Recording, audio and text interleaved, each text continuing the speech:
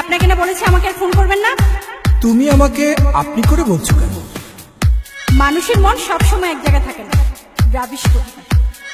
মাইয়া মানুষের মন আজকাল শেয়ার বাজারের মতো উঠানামা করে। হ্যাঁ, হ্যালো ডার্লিং, কেমন আছো তুমি? ভালো। অনেকক্ষণ ধরে তোমার নাম্বারটা বিজি পাচ্ছি।